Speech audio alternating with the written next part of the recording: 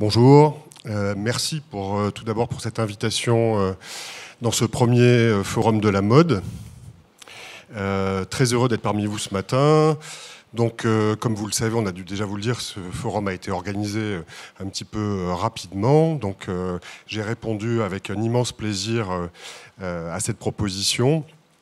Et j'ai donc décidé d'inviter des amis à discuter avec nous ce matin, des amis qui vont vous parler de ce que j'ai choisi d'appeler les arts de la mode, c'est-à-dire pour moi les métiers qui sont autour du merveilleux créateur et de réussir à vous les présenter un petit peu plus que nous ne les connaissons déjà.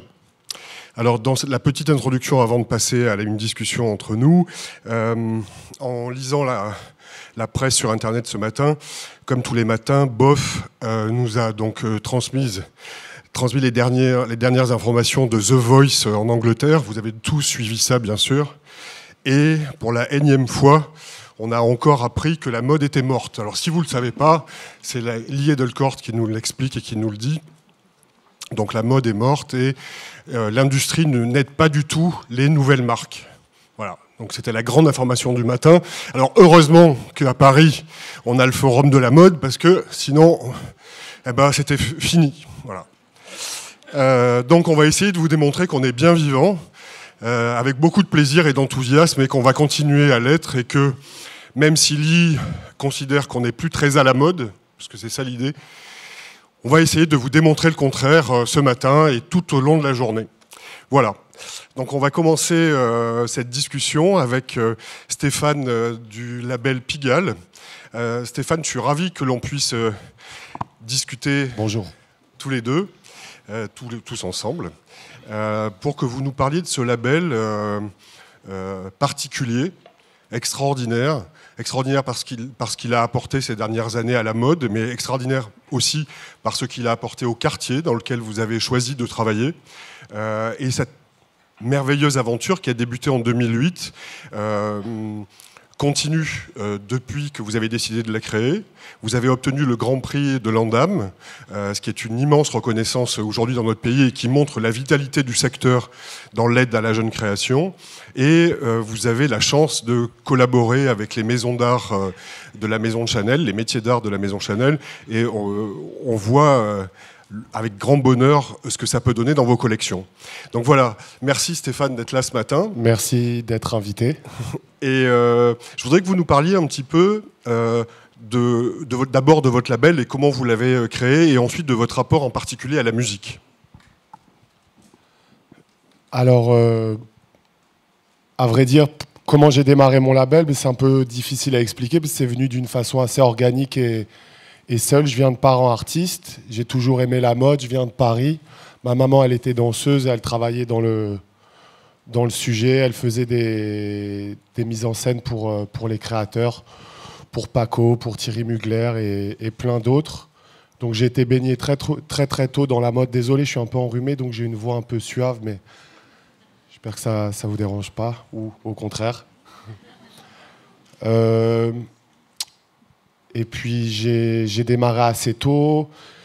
J'ai décidé d'ouvrir une boutique et j'ai fait les choses un peu à l'envers. J'ai décidé d'ouvrir une boutique et de vendre des créateurs que j'aimais bien plutôt qu'ouvrir une boutique et vendre mes collections directes.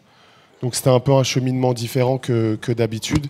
Et année après année, je remplissais mes collections de plus en plus et j'ai fini depuis 4 ans à avoir ma boutique pleine de mes collections. Et j'ai aussi une boutique à Tokyo et une deuxième boutique à Paris.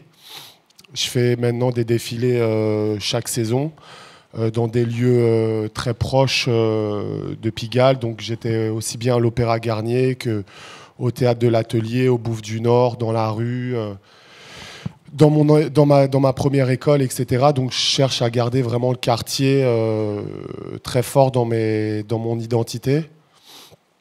Et j'essaye de travailler d'une façon un peu nouvelle. J'essaye de faire de ma mode une bonne boulangerie familiale. C'est pas très simple à expliquer, mais ça veut dire que je veux produire mon pain, le vendre dans mes propres points de vente, et je cherche pas à me développer trop grand. J'essaye de rester authentique, et je répète, j'aime bien ce mot, mais organique, tout en étant concentré et conscient que voilà, il y a les choses qui bougent, il y a les réseaux sociaux, ça va vite. Maintenant, 6 mois, une collection qui sort après l'avoir présentée, c'est un peu long. Donc, je pense que le forum aujourd'hui, c'est aussi pour réfléchir à tout ça et voir comment on peut faire évoluer le sujet. Donc ça, c'est pour ma présentation. Et le rapport à la musique et la mode. Donc le sujet, là, c'est l'art et la mode. Évidemment, je me répète, j'ai beaucoup de gens autour de moi de la même génération, plus jeunes, qui font énormément de choses créatives. Donc au lieu d'aller chercher trop loin, j'essaye à chaque collection de m'aider et de prendre, selon mes thèmes, quelqu'un à qui je crois et qui va faire une musique cohérente. Donc je sais pas, la dernière fois c'était Wedding, c'était des musiciens de Montmartre. Une fois j'avais un chanteur. Enfin c'est beaucoup de gens qui gravitent autour de mon univers. Et c'est important pour vous, tous ces gens qui viennent collaborer avec vous au moment du défilé. Comment vous le décidez? Comment ça se passe? Ça fait partie du moonboard dès le départ, cette envie de travailler avec tel musicien ou de travailler avec peut-être tel set designer pour concevoir la scénographie du défilé. Comment est-ce que vous vivez ce genre de choses? Absolument. Absolument, parce que j'ai, pour ma part, une façon un peu différente de fonctionner. Quand je pense à une collection, je pense à son aboutissement et à la finalité et comment elle va être présentée. Je fais très attention à ces présentations. Donc, effectivement, je pense souvent au lieu, à la musique et aux couleurs, même avant d'avoir travaillé le vêtement et le patron, etc. Donc, c'est une approche différente. Donc, la musique, elle est tout le temps. Et quand je travaille, il y a un fond musical qui revient après dans le défilé, qui accompagne finalement la création et les vêtements et certains des détails. Et pas l'inverse, en fait. Je ne fais pas un vêtement et après, j'essaie d'y mettre une musique et un lieu, mais l'inverse. Donc, c'est un peu différent. Donc, ça rend le sujet hyper important. D'accord, merci beaucoup. Et je voulais aborder un sujet de l'aide aux jeunes créateurs aussi avec vous, qui est un des sujets qui va être récurrent tout au long de cette journée, qui est un sujet, vous pouvez l'imaginer, qui me tient un petit peu à cœur. Du coup, Stéphane, aujourd'hui, puisque ça marche plutôt très bien pour vous, est-ce que vous réfléchissez à ce type de choses? Est-ce que déjà, chez Pigalle, il y a des gens que vous soutenez, ou est-ce qu'on vient vous demander conseil ou un soutien d'ailleurs? Est-ce que ça marche? Sans cesse, d'accord. Sans cesse, évidemment, parce que j'ai montré une certaine proximité à la rue et aux jeunes, donc j'ai constamment, et quand je dis sans cesse, je parle tous les jours en fait, que ça soit par email, sur mon Instagram, sur Facebook, les gens qui passent. J'avais même un truc un peu flippant la semaine dernière, il y a un mec qui m'attendait en bas de chez moi carrément, pour me montrer son travail, qui était pas mal, c'est un Anglais. Et je me suis toujours tenté de rester ouvert parce que effectivement j'ai cet affect à vouloir aider les gens et avoir une mode un peu sociale. Donc je trouve ça hyper péjoratif parce que au début je comprenais pas ce que ça voulait dire et puis ça paraît toujours un peu je sais pas, il y a un côté péjoratif dedans.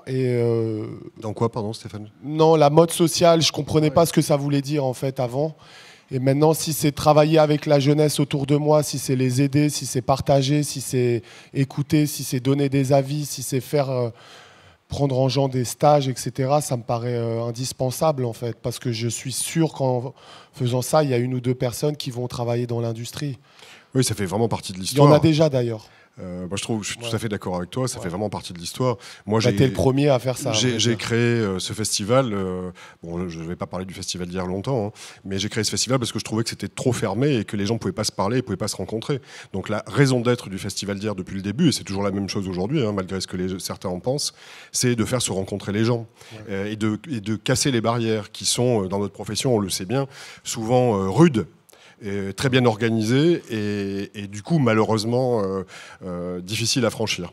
Donc... Je te félicite pour ça parce que non mais c'est important parce que j'entends beaucoup de jeunes autour de moi qui se motivent à aller au festival de hier, comme beaucoup de jeunes qui se motivent à leur première collection à l'Andam ou le Grand Prix de l'Andam. Donc c'est vraiment important parce que c'est des paliers à passer qui sont autre chose que des diplômes et c'est indispensable de les avoir.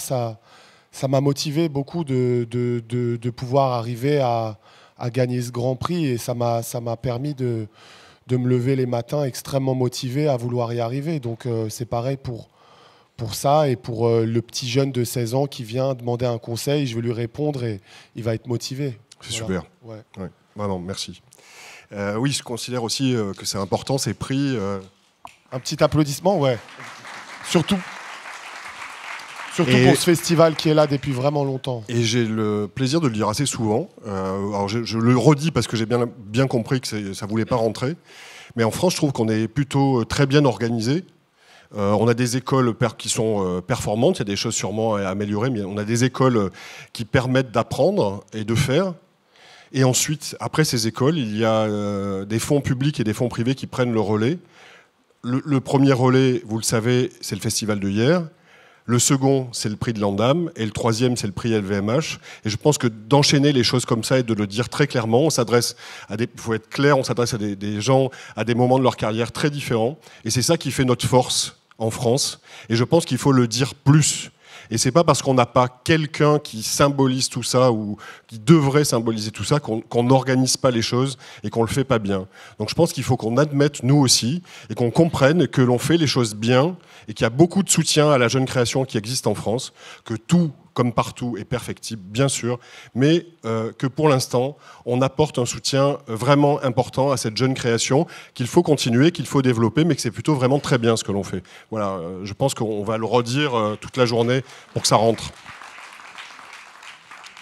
Merci Stéphane de cette discussion rapide, Merci. mais intéressante. Je vous renouvelle mon invitation à venir faire des ateliers à la Villa de Noailles avec les enfants du Sud, puisque vous le faites très bien à Paris.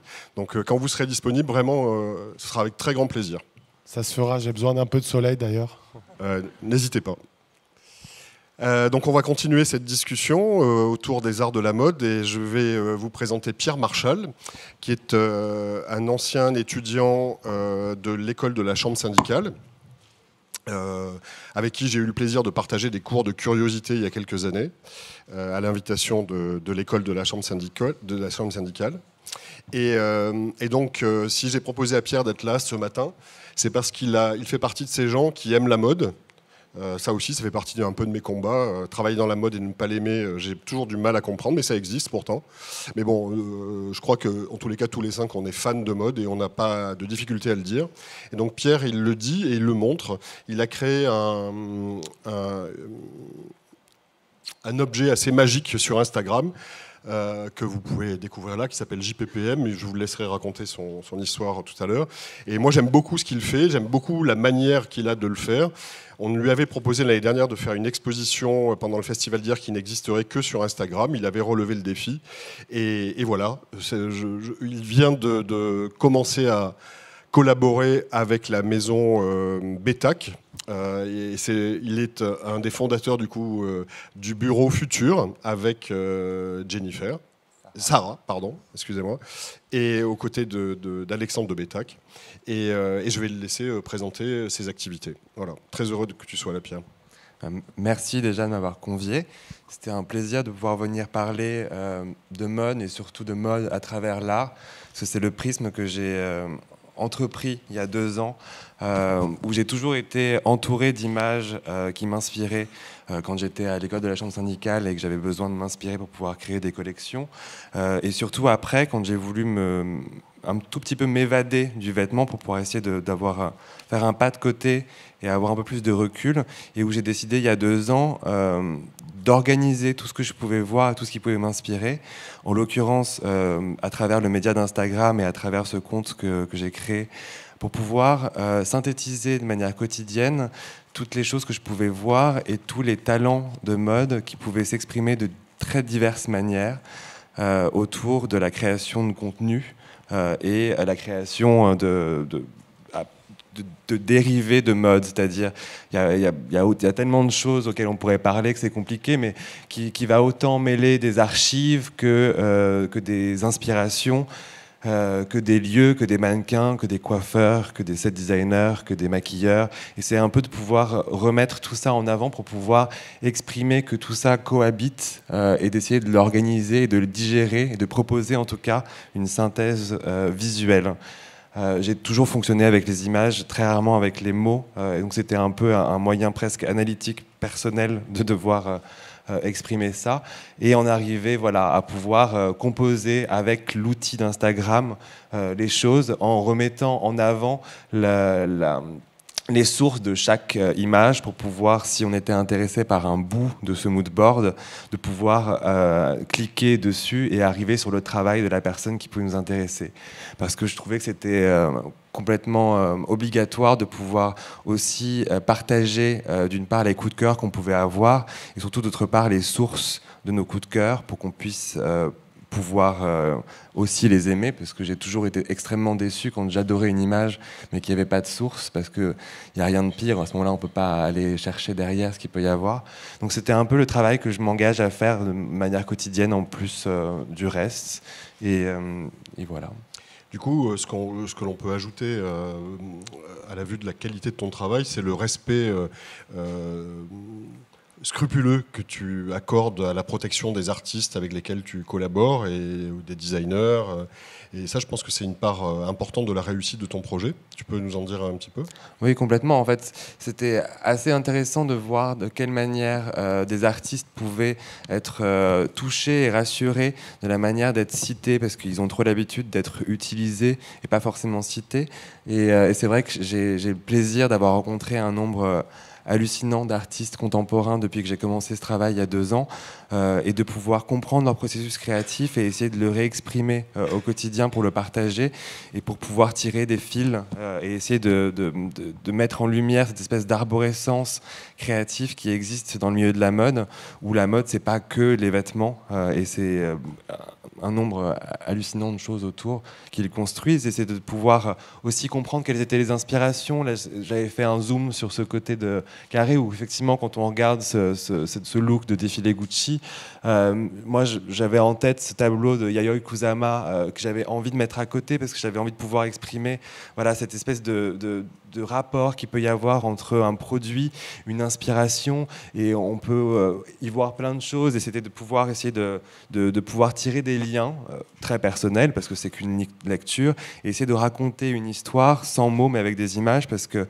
les images ont aussi la force de pouvoir parler, comme chaque mot qui construit une phrase. Quand on les accole et quand on les contraint à exister l'une à côté de l'autre, elles racontent une histoire. Et voilà, et donc c'était d'essayer de raconter tout ça à travers le travail d'artistes qui peuvent aussi être présents post-production des défilés, et qui peuvent autant être des illustrateurs qui peuvent partager leur inspiration des choses qu'ils ont aimées, leurs détails. Et Instagram, c'est tellement foisonnant à ce niveau-là qu'il n'y a pas de limite. En fait, on peut très bien trouver le travail d'un jeune Mexicain qui n'est pas du tout connu, et d'avoir un illustrateur new-yorkais extrêmement reconnu qui vont publier leurs images dans le même contexte, avec le même format carré, et qui vont pouvoir toucher les mêmes personnes si on se donne la peine de chercher. C'est un peu ça en fait que j'essaie de mettre en avant, de pouvoir faciliter la recherche, parce qu'on n'a pas tous le temps de passer des heures et des heures à chercher. Un des thèmes de la journée, Pierre, c'est l'émergence des jeunes talents dans la mode en particulier. Est-ce que, pour reprendre la question que je posais à Stéphane tout à l'heure, toi tu as une forme de soutien, ou tu as déjà réfléchi à une forme de soutien que tu peux apporter aux jeunes créateurs ou à des très jeunes qui débutent? Comment est-ce que tu gères ces choses-là? Est-ce que tu as des demandes toi aussi par rapport à ça, ou est-ce que c'est quelque chose que tu fais plutôt naturellement, sachant que c'est évidemment très important de parler des jeunes marques très tôt? Alors, j'ai pas cette demande de personnes qui m'attendent en bas de chez moi, mais je sais pas si un jour ça arrivera, mais j'avais aussi besoin à un moment de pouvoir créer ça en n'étant absolument pas une personne derrière, mais plus un concept, parce que j'ai un peu de mal avec le fait de pouvoir porter personnellement un projet. Mais après, oui, moi, ce que j'aime le plus au monde, c'est rencontrer les artistes. Alors les artistes, c'est de manière très générale, c'est pas forcément que des créateurs de mode, c'est aussi tous les arts qui composent ce grand mot. Et donc oui, en fait, je participe un tout petit peu au fait de promouvoir des artistes, mais j'ai pas non plus la prétention de dire que je promouvois qui que ce soit, mais en tout cas, je propose de passer un tout petit peu de temps dans ma tête et dans les choses qui m'ont touché, parce que j'ai toujours fonctionné comme ça, où j'ai toujours, depuis toujours, arraché et emmagasiné toutes les images qui me touchaient. Et là, j'ai trouvé un moyen de pouvoir le partager. Donc effectivement, dans cette notion de partage et de partage sourcé, j'essaie de pouvoir promouvoir le talent des gens que je peux croiser de manière quotidienne. Ok, merci beaucoup Pierre. Merci de ta présentation.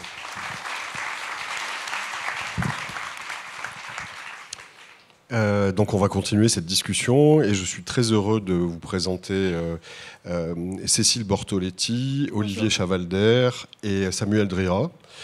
Quand j'ai réfléchi à cette discussion ce matin que vous nous proposiez, il me semblait important de rassembler des gens importants qui sont autour du créateur de mode. Aujourd'hui on parle de mode, de ce que l'on appelle communément la mode.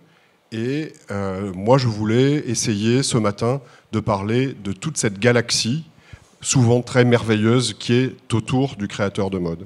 Donc c'est ce que j'ai cherché à faire avec vous. Donc Cécile est photographe, Olivier est coiffeur, Samuel est styliste. Il est styliste à plusieurs niveaux. Il est styliste chez Neera, il est styliste freelance et il est le cofondateur de ce magazine merveilleux qui s'appelle En Sens. Du coup, je trouvais important que vous veniez nous parler de votre complicité. Je vous appelle souvent la Dream Team parce que ça fait plaisir à voir quand vous travaillez ensemble. J'ai eu le plaisir et le privilège de travailler avec vous pour la commande photographique des 30 ans du Festival d'hier, il y a 2 ans, dans cette merveilleuse maison de Philip Johnson sur le cap Béna à Bormes. Et voilà, je suis content que vous soyez là. C'est important, ce que vous faites, la manière que vous avez de le faire, et le magazine, Samuel, que tu as créé, qui est un magazine indépendant. Paris a une place particulière par rapport à ça, par rapport aux magazines indépendants de mode. Vous me disiez, pendant qu'on préparait, vous allez sûrement en parler, qu'il ne restait que quasiment Paris, avec un nombre aussi important de magazines indépendants. Je pense que ça aussi, c'est quelque chose qu'il faut que l'on s'habitue à prendre en compte, qu'on ne parle pas toujours des mêmes magazines et qu'il n'y ait pas toujours qu'un seul magazine qui existe, mais comprendre qu'il y a cette aussi galaxie des magazines indépendants qui font un travail incroyable, et c'est ce qu'on va essayer de vous présenter maintenant. Donc si vous voulez commencer un peu à nous raconter comment vous travaillez ensemble, l'idée étant d'essayer de présenter ces moments assez magiques qui vont de la décision de faire une série de mode, ce que tout le monde connaît plus ou moins ici, mais on va essayer de rentrer dans un détail, tous les moments un peu clés de la construction de l'image et de la fabrication de l'image. Oui. Bon, ben... Bon, moi, je suis photographe, j'ai une formation universitaire, plus liée au cinéma, à l'histoire du cinéma indépendant, ou d'avant-garde, ou underground, enfin, toutes sortes d'introspections créatives de groupes ou de personnes. Donc finalement, quand j'ai rencontré Samuel en 2012, c'est un peu dans cette extension comme ça d'une recherche liée à un travail sur l'image de mode. Et donc, bon, concrètement, un shooting, ça démarre avec une commande. C'est une commande d'un magazine qui est formulée par le styliste.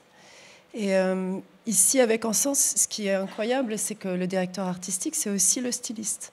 Donc, tout passe par son prisme à lui.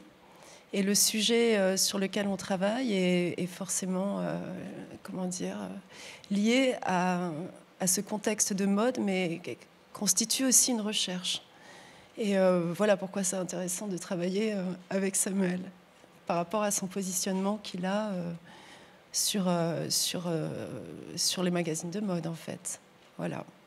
Donc, la commande photographique, je peux passer la parole à Samuel. Parce que... Mais en fait, on se rend compte ici, autour de cette table, qu'on a tous des parcours qui ne sont pas forcément censés aboutir à faire un travail, disons, institutionnel, où il y a une envie à la base, il y a un vrai désir. Et En Sens, c'est un peu... Je dis toujours que c'est... chaque magazine est un peu le dernier, c'est parce que c'est aussi un magazine indépendant, donc il y a une économie qui n'est pas formatée, qui n'est pas sur la durée. En fait, c'est une décision qu'on a en commun.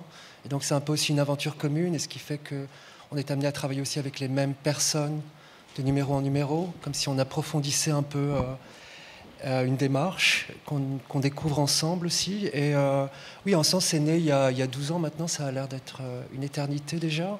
Et c'était un peu un magazine qui se posait contre quelque chose qui nous déplaisait, voilà. Et donc créer un espèce de petit monde parallèle qui contiendrait ses codes, son langage, sa manière de montrer les choses. Et aussi, on parlait de jeunes créateurs tout à l'heure. C'est vrai que à l'époque, il y avait des gens qui ont fait des parcours. Je pense à Haïdar Ackerman ou à des gens comme ça.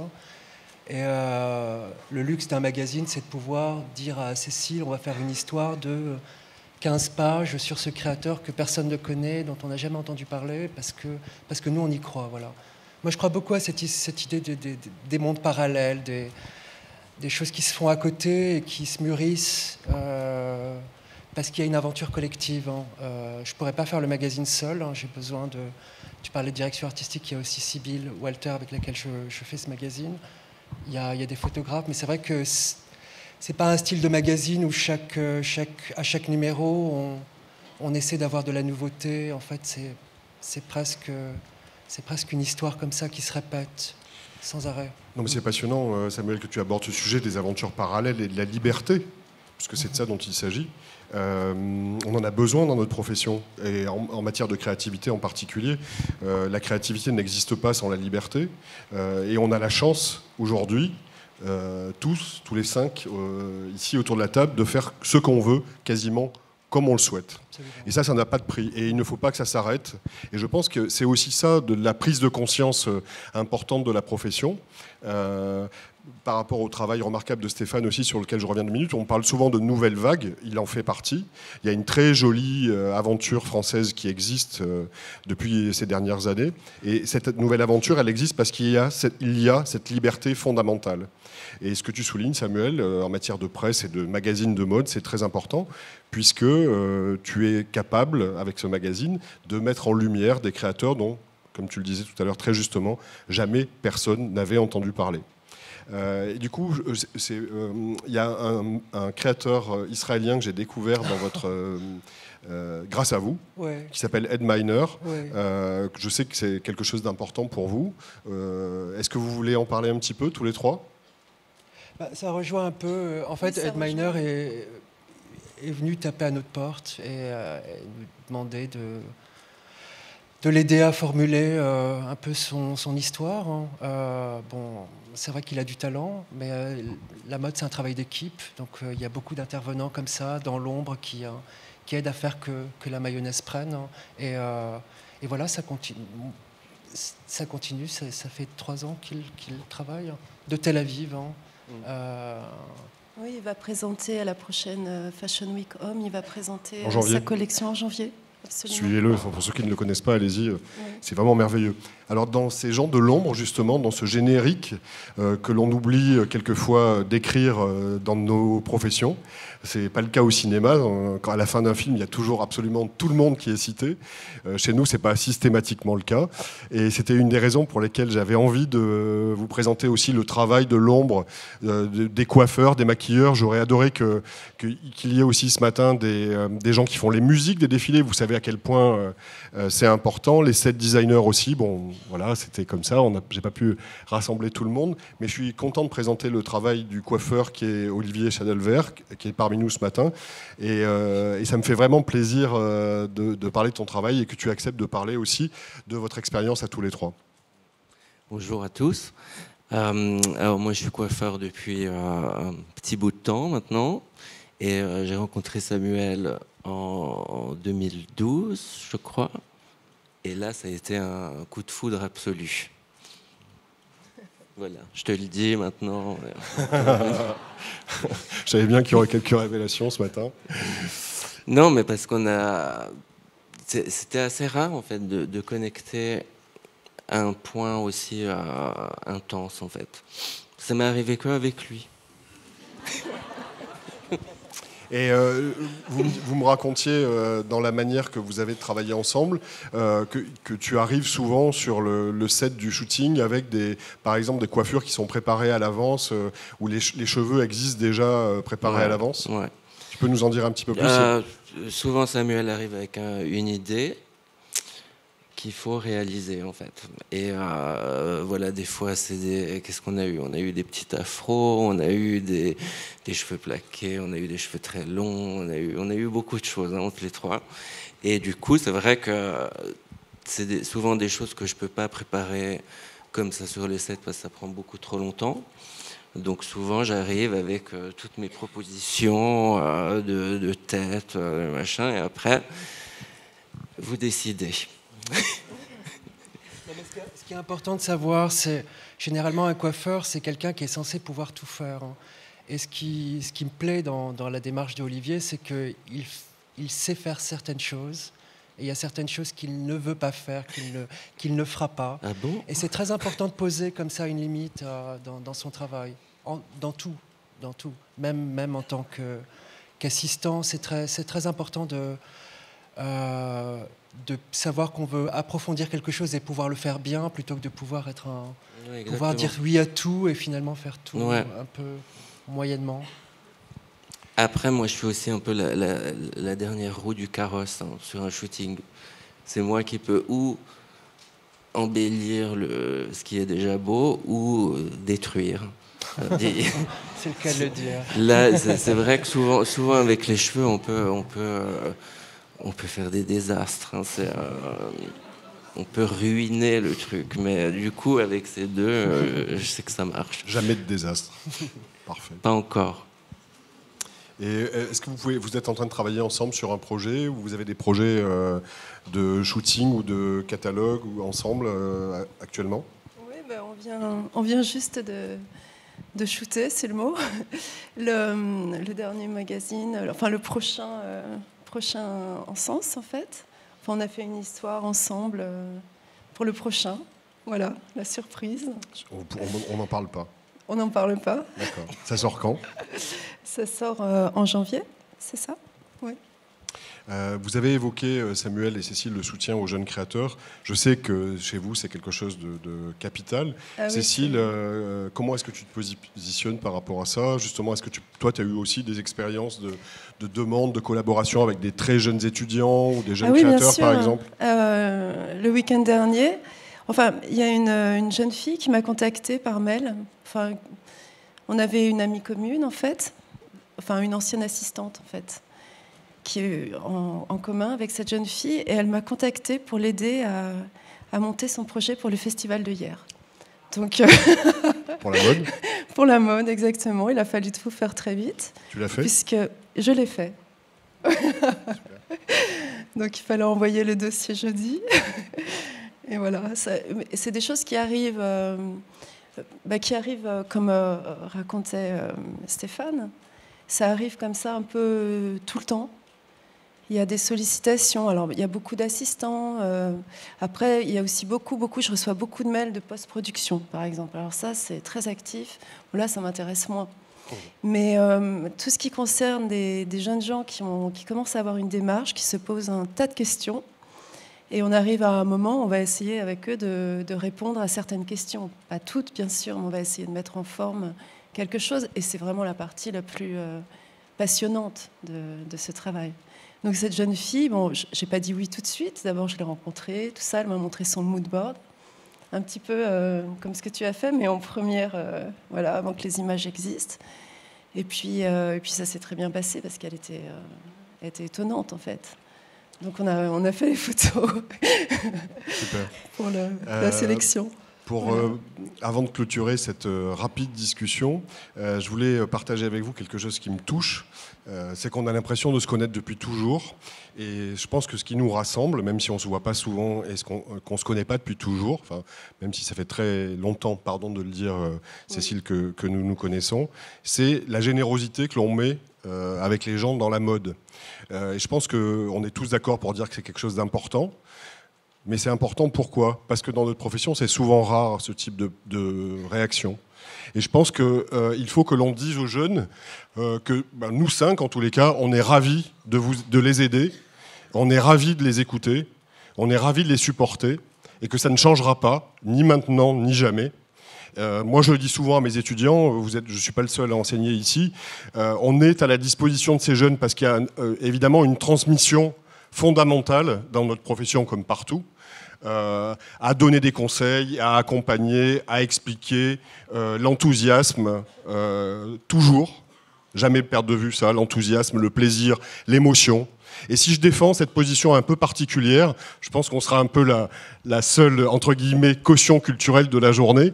Je pense que c'est important, cette émotion que procure la mode, et il ne faut pas le perdre de vue. Alors il y a souvent ce discours sur la mode est un art, la mode n'est pas un art. Moi, ça m'est complètement égal. Ce dont je suis sûr, par contre, c'est que la mode procure des émotions.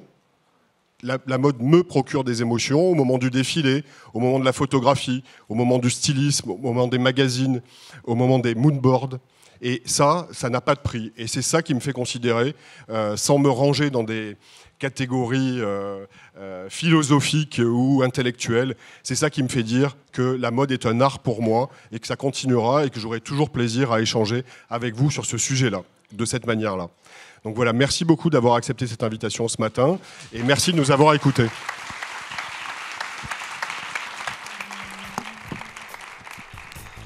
Tells a story.